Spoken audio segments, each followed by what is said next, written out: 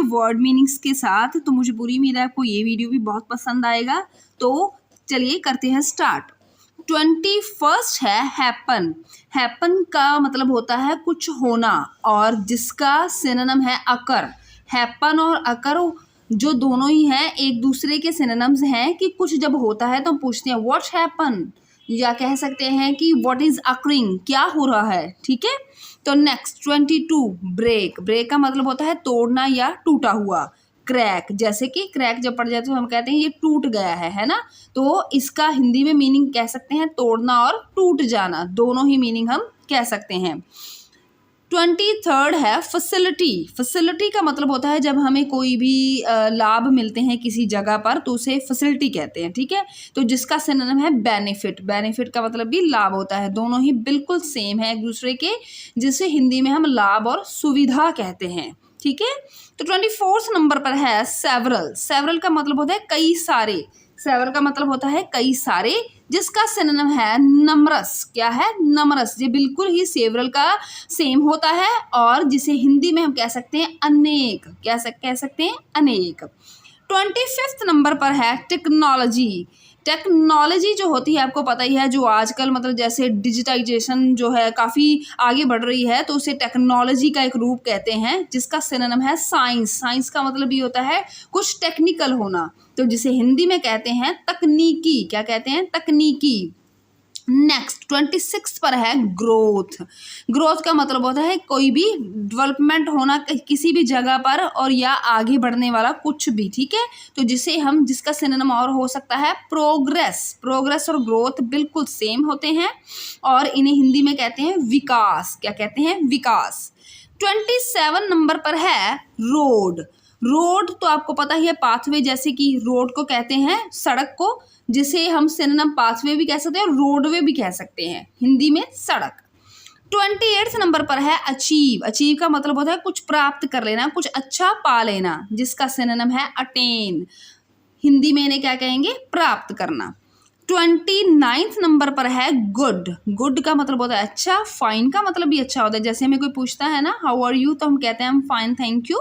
तो गुड और fine same ही होते हैं, अच्छा इन्हें हिंदी में कहते हैं। 13 नंबर पर है ग्रुप। ग्रुप होता है किसी एक कुछ मेंबर्स का जो एक ग्रुप होता है, तो वो ग्रुप बन जाता है जब कुछ मेंबर्स इकट्ठा होकर कुछ करते हैं, तो उसका सिनोनिम होता है दूसरा बैच। ये जैसे हम कहते हैं ना क्लास में ये बैच बनाया गया है बच्चों का जो ये वाला काम करते हैं। ठीक है, सबका अलग अलग बैच होता है जैसे स्कूल कॉलेजेस में, तो उसे हिंदी में क्या कहते हैं? समूह कहते हैं। क्या कहते हैं? समूह।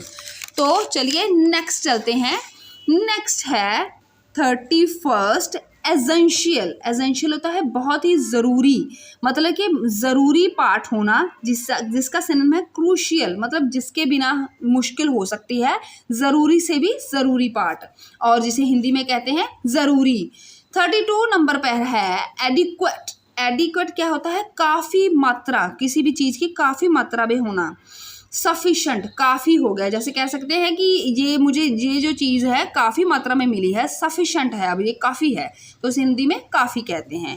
33 है डिसिप्लिन। डिसिप्लिन का मतलब तो आपको पता ही है अनुशासन जो होता है, जो क्लास में बनाया जाता है, या कहीं भी डिसिप्लिन से के बिना तो ज़िंदगी नहीं चल सकती। कोई भी कंपनी है या स्कूल है, कॉलेज है, कोई अच्छी बातें कर रहे हैं तो डिसिप्लिन तो बनाना ज़रूरी है वहाँ, जिसका सिनोनिम होता है रेगुलेशन।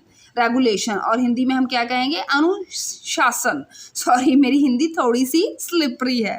34 एप्रोप्रिएट। एप्रोप्रिएट का मतलब होता है बिल्कुल सेट बैठना किसी भी चीज़ का, जैसे कह सकते हैं ना ये चीज़ मेरे लिए एप्रोप्रिएट है, तो उसका सिनोनिम हो सकता है सुटेबल। क्या हो सकता है? सुटेबल। सुटेबल मतलब इसे हिंदी में क्या कहेंगे? उपयुक्त। क्या कहेंगे?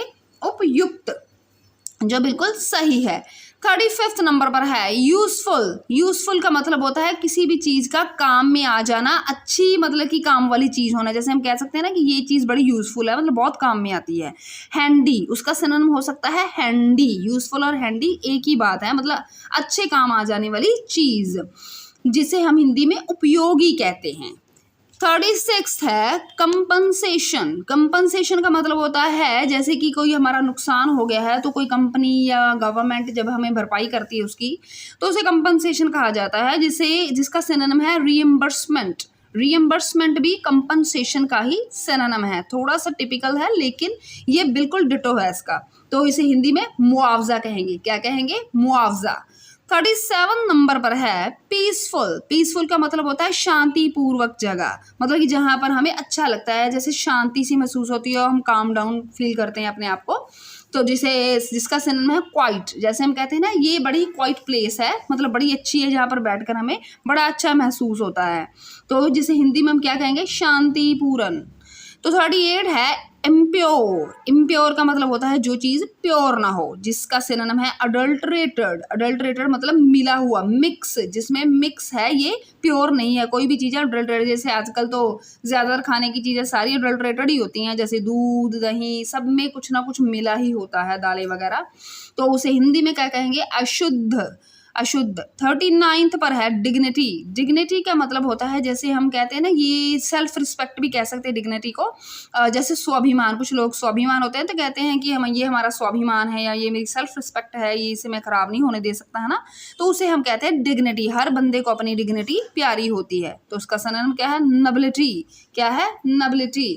गरिमा, जिसे हिंदी में गरिमा भी कहते हैं, स्वाभिमानी या स्वाभिमान भी कहते हैं। 14th नंबर पर है सिंसियर।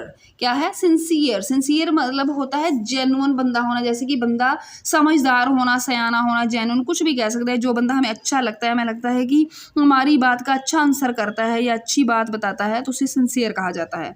जिसका सिनोनिम है प्रोफाउंड। प्रोफाउंड मतलब ईमानदार। ईमानदार मतलब सही बात कहने वाला बंदा, कोई भी ऊंच नीच करने वाला ना हो। तो चलिए दोस्तों, आज मैंने आपको अगले 20 सिनोनिम्स करवा दिए हैं।